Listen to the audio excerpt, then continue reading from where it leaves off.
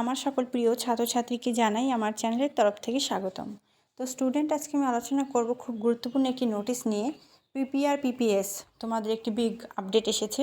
তোমরা PPR PPS করতে পারবে, অর্থাৎ তোমাদের যে রেজাল্ট সেটা কিন্তু রিভিউ করাতে পারবে, অর্থাৎ নাম্বার বাড়াতে পারবে। কারা কারা নাম্বারটা বাড়াতে পারবে এবং কাদের নাম্বার বাড়বে সবটাই আলোচনা করব বিস্তারিতভাবে। ভিডিওটি অবশ্যই শেষ পর্যন্ত দেখার অনুরোধ করছি। তো দেখো এখানে কি বলছে।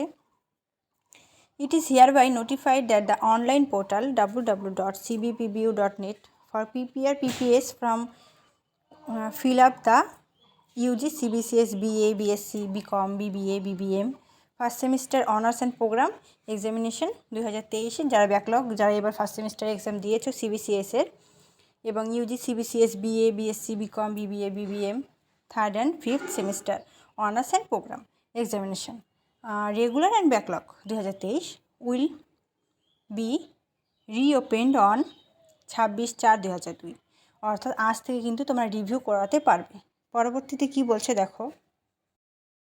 এরপরে বলছে যে এখানে আছে this shall be the last opportunity to fill the online PPR PPS from UG CBCS BA BSc BCom BBA first semester honours programme examination 2023 backlog UG BA BSc BCom BBA BBM third and fifth semester honours and programme examination 2023 regular and backlog.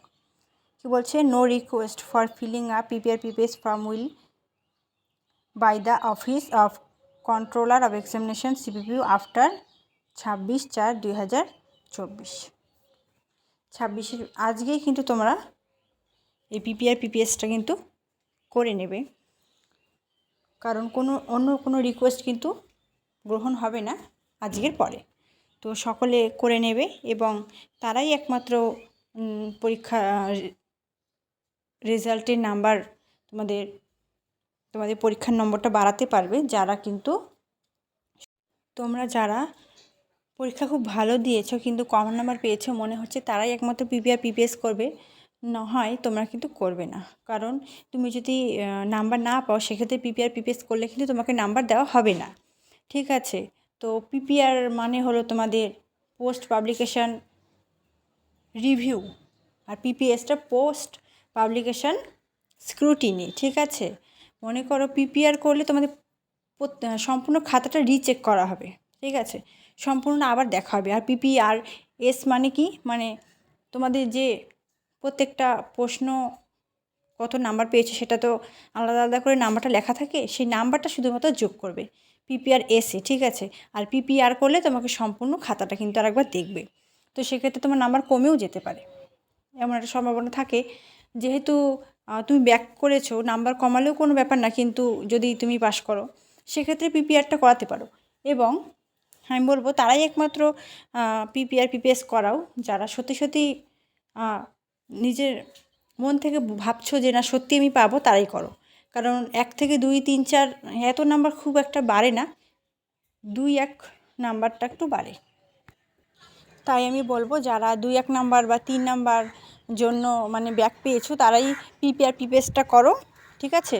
এবং পড়াশোনাটা খুব ভালো করে চালিয়ে যাও। Suggestion নিয়ে খুব শীঘ্রই আমি হাজির হব। প্রত্যেকটা সাবজেক্টের সাজেশান পাবে প্রত্যেকবারের মতো।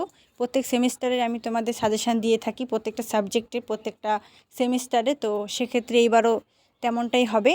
তো সাজেশান নিয়ে আসবো, তোমরা খুব ভালো করে পড়াশোনা করবে এবং কিছু অনলাইন ক্লাস দেওয়া আছে, সেই অনলাইন ক্লাসগুলো তোমরা একটু দেখবে, উপকৃত হবে। ভিডিওটি প্রচুর পরিমাণে তোমার বন্ধুদের সাথে শেয়ার করে দাও, সকলকে দেখার সুযোগ করে দাও। Thanks for watching after all. Thank you সকলকে।